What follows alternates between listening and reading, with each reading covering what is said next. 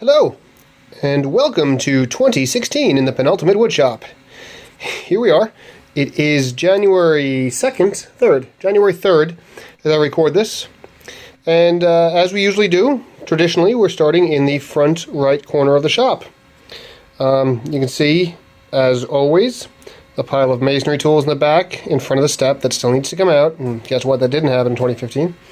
Some solvents and cleaners and waxes and stuff for finishing. Here we've got my compressor, brad gun, air hose, and box full of air fittings. I was going to put that up in the attic. That's what it's sitting here in the pile to go in the attic. But I realized that I'm going to need it, so I'm going to leave it here on an upcoming project. Those are spray foam guns waiting to go up in the attic. Here on the saw, the last time we saw the saw, I think the blade was not working. I had to replace the blade because, like an idiot, I untensioned it. Left it untensioned, turned it on, and messed up the blade. But I've replaced the blade, and it's back to cutting as it should. There, leaning against the saw, is the back panel for the bar top arcade. And that's going to be the biggest thing in this tour, is that things have happened. I've actually been in the shop over the past week and a half, so we've got projects going on all the time. So right there is the back of the bar top arcade, and that's a curly maple panel. You can't see the chatoyance here, but once it gets finished, it should be pretty nice. Coming across the table saw, you can see my notebooks. Here, you can kind of see the outline. That's the side profile, the full-size template of the bar top arcade. So that shows you what it's going to look like. My headphones and MP3 case. Here are some quarter slots. These are not really going to work, but I thought they made a nice little effect on the bar top arcade, just a little bit of realism, or fake realism, I guess. Coming along, that's a full-size template of the bar top arcade, and while I'm not using it for this side piece, I'm going to use that to sketch out the profile of the side panels. And big advantage to having a blueprint plotter at work, because I can print those out in full size. Here, this has been sitting in the shop forever under calls. This is the piece I glued up to make the side panels of the bar top arcade, and both panels will be cut out of that one large panel I've made, and that's, again, curly maple. There down at the bottom is the template for the control panel of the arcade and other arcade components.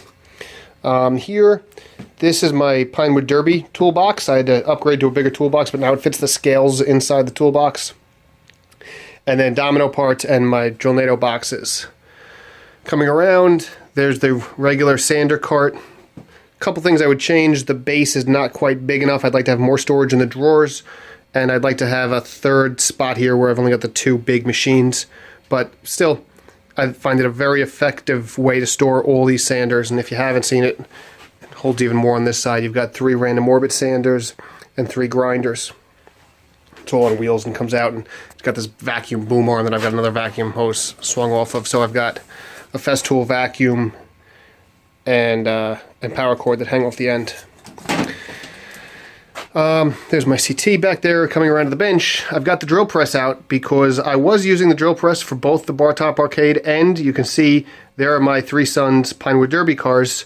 We're in the early days of getting them. We've got axle holes drilled out and weight holes drilled out, and we'll start with shaping them within the next day or two. Here's the shroud for the Drillnado. Oh, I got mocked when I bought this thing at Woodworking America. It was relatively inexpensive, and for the cost, I think it's a pretty nice device. It's got this piece, this collar that fits around the top of the chuck and rides up and down. The normal shop vac hose fits in here, gets very good suction, and I don't know if this will fit because the fence, yeah, there we go. See, this is the problem, is that it doesn't work all the time, because with the fence here, I just don't have enough room to slide this past the blade, the bit. And yeah, I could slide the fence out of the way and put it on and bring it back, but I find it much easier to align the drill bit to the markings with it off, and then put a stop block in, lock the stop block in, slide this on, and now I can drill repeatedly with zero dust. When this is on, the dust collection is phenomenal. It works excellent. In drilling out these Pinewood Derby cars, I'm going to say I was able to use it probably about 40% of the time. But when you take it on and off, it takes but, a mere few seconds to pull this on and off. So the fact that it doesn't work all the time, I'm not really disappointed. I mean, it's a rather big shroud, and it expands and contracts, and it would need 2 hands to open it up. But, nope. It's just a little slippery. But anyway, it doesn't work all the time. So what? It was cheap. It works often enough, and when it works, its dust collection, I'm going to say, is 95% plus, maybe close to 100. So I'm pleased with it. Nothing this big could ever work all the time when you're using small bits and fine things, but those things create only a teeny bit of dust, so it's not that big a deal. Here, I happen to have this bit set very close to the fence to drill. You can see how tight some of those holes are against the edge, and if I'd bothered to put this on first, it would work just fine, but the fact of the matter is, going through it all, it was easier to leave it off. And that's okay, because again, it goes on and off so quickly. When it works amazingly, and when it doesn't work, who cares? It's still just the drill press. So my review of the Drillnado would be that it is worth getting, just understand that it's not going to work all the time.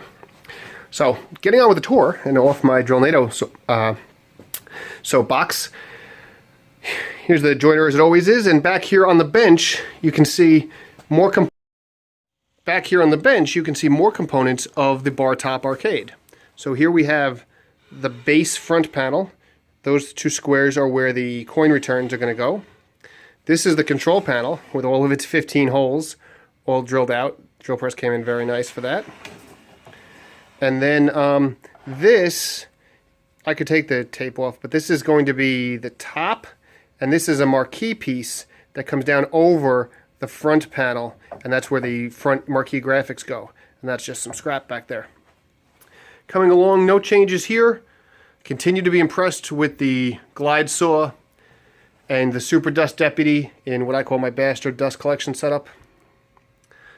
You come through here. If you saw recently on my YouTube channel, I posted a video about changing the oil in this thing. I had an oil leak in the gearbox, which is this thing here.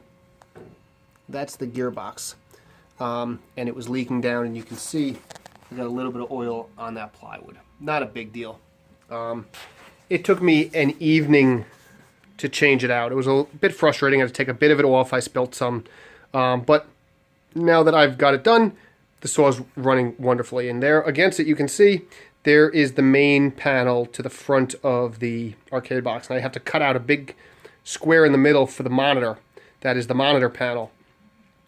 But I'm not sure how much is going to be left on the sides and the top, and I think I've reached the decision that I'm going to do my sanding prior to cutting it out, because I want to have a nice flat surface to register the sanders against. And I'll have some sanding touch-up to do after I cut it, I know, but I don't want to be sanding on narrow strips that I'm going to wobble the sander on. And I think there's actually going to be wide strips, because it's a square, narrow monitor. The actual arcade is widened to accommodate the trackball in the middle. So I don't think it's going to be too big an issue, but I figure what the hell, what's a little extra sanding? I'm going to sand it prior to marking out and cutting out the monitor.